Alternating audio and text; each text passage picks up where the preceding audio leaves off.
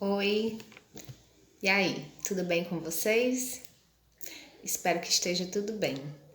Hoje nós vamos dar início a um novo conteúdo e o assunto da nossa aula de hoje é sobre o reino plantae. Na parte da biologia que estuda as plantas, nós damos o nome de botânica. Então, o assunto da nossa aula de hoje é sobre botânica. Se tratando dos principais representantes desse estudo, que no caso são as próprias plantas, nós podemos citar várias características gerais que estão associadas aí a todos os grupos, a todas as classificações de plantas, tá certo? Como exemplo, professora. Bom, lá no início, quando a gente estudou um pouco sobre cada um dos reinos, nós vimos que os reinos eles apresentam características específicas.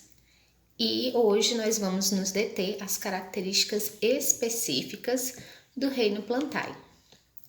Como, por exemplo, levando em consideração as características gerais que envolvem todos os grupos de plantas pertencentes a esse reino.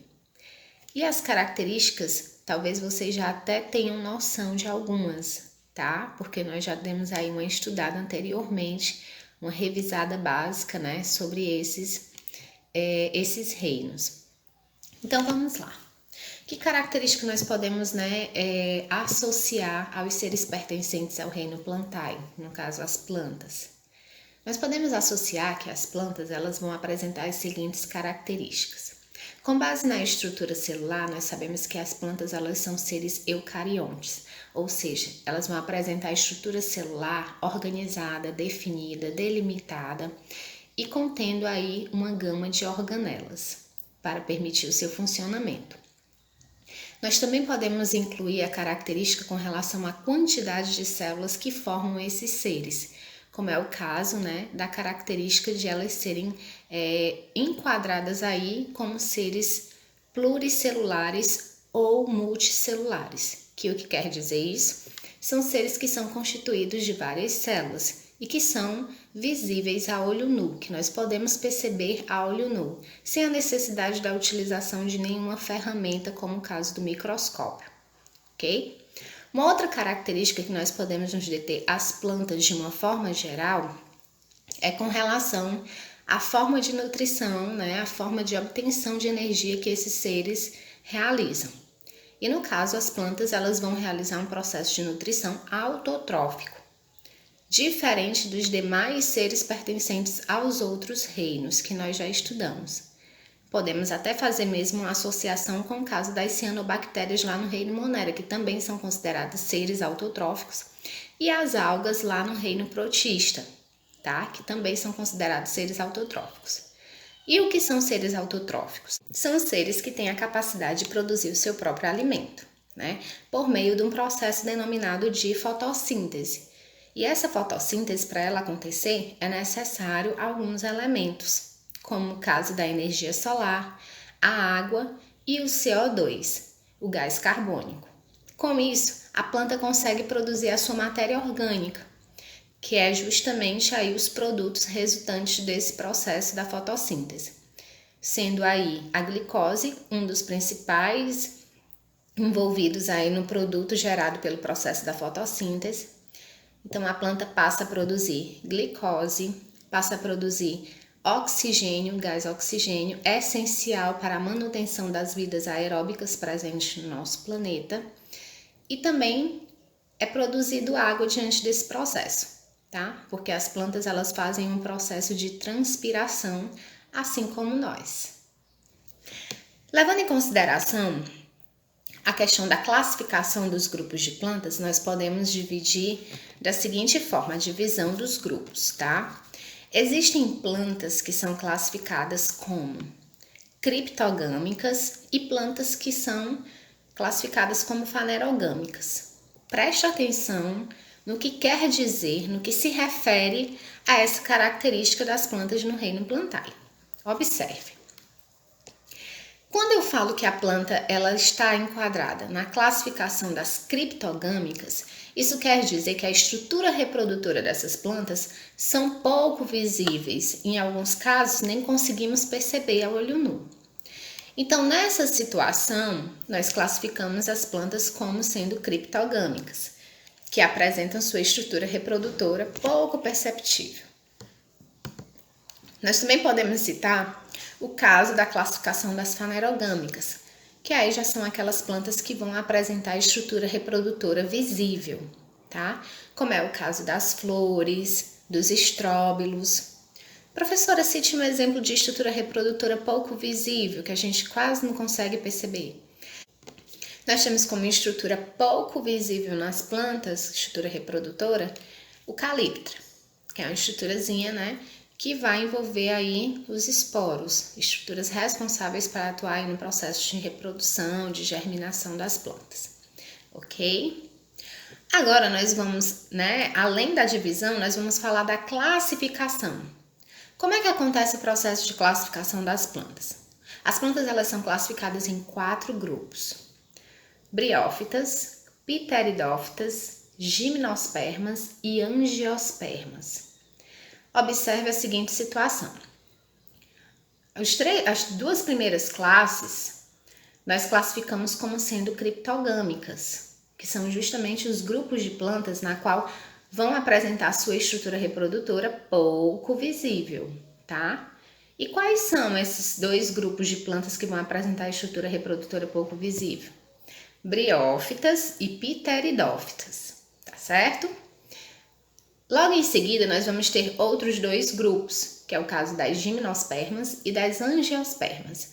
Esses grupos de plantas já vão apresentar sua estrutura reprodutora visível, portanto, são classificadas como fanerogâmicas, tá certo? Bom, agora vocês vão estudar cada um desses 4 grupos de plantas, tá? De forma específica, focando aí nas suas características, tá? O que é que cada um desses grupos de plantas eles vão apresentar, por que é que um se difere do outro, tá? E que tipos de plantas aqui de fato eu posso estar associando a cada um desses 4 grupos de plantas, ok? E para tornar a compreensão maior do conteúdo, vou disponibilizar, certo? Um mapazinho mental que você vai anotar essas informações no seu caderno durante a aula, tá certo? Vamos lá!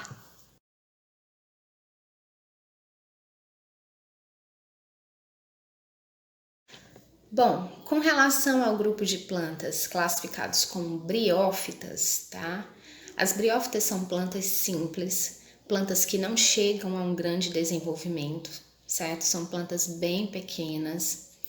Essas plantas, elas apresentam essa estrutura pequena justamente pelo fato de elas não apresentarem vasos condutores de seiva, e que vasos condutores de seiva são esses, professora, xilema e floema.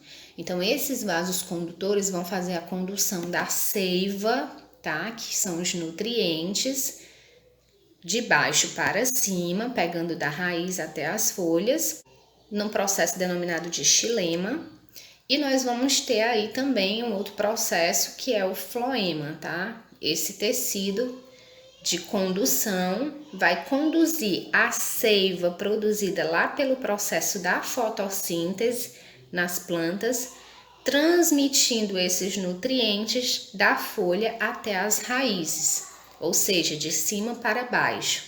Então, nós temos esses 2 tecidos de condução, tá? Da seiva, e aí nós denominamos a seiva que vai de baixo para cima como sendo a seiva bruta, que é conduzida pelo tecido do xilema, e a seiva que é produzida nas folhas pelo processo da fotossíntese, nós damos o nome de seiva elaborada, e essa seiva vai ser conduzida pelo tecido floema, das folhas até as raízes, ok? Então, as briófitas, elas não apresentam esses vasos condutores de seiva. Portanto, o processo de absorção, de transmissão de nutrientes, de água nas células das briófitas, desse grupo de plantas, acontece de célula por célula. Então, por um processo denominado de difusão, tá? E esse processo ele acontece de uma forma mais lenta, É diferente de você ter um vaso condutor que vai fazer essa distribuição de uma forma mais rápida, né? E contemplando aí toda a estrutura da planta. Então, consequentemente, o transporte de água de uma célula para outra, de uma planta considerada como sendo aí uma briófita, vai acontecer de célula por célula. Daí nós denominamos esse processo de difusão, tá certo? E com isso acaba comprometendo aí a estrutura, o porte da planta, fazendo com que ela apresente um tamanho reduzido. Outra característica das briófitas, pegando como base a estrutura, nós podemos identificar a seguinte situação. Quando a gente fala de plantas, nós sempre associamos, né, que toda planta vai ter lá uma raiz, um caule, uma folha, uma flor, fruto, enfim.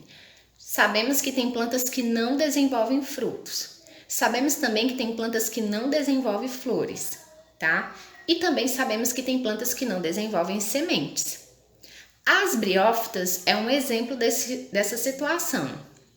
Observe o seguinte, a estrutura das briófitas, por ser muito reduzida, nós até modificamos aí a denominação para a estrutura do corpo dessas plantas, recebe até uma outra denominação, que não foge muito da realidade. Por exemplo, as raízes das briófitas são chamadas de rizóides, por serem bem reduzidas. O caule dessas plantas são chamados de cauloides, por também serem reduzidos. E a estrutura das folhas dá-se o nome de filóides, tá? Por também apresentar a estrutura reduzida, ok?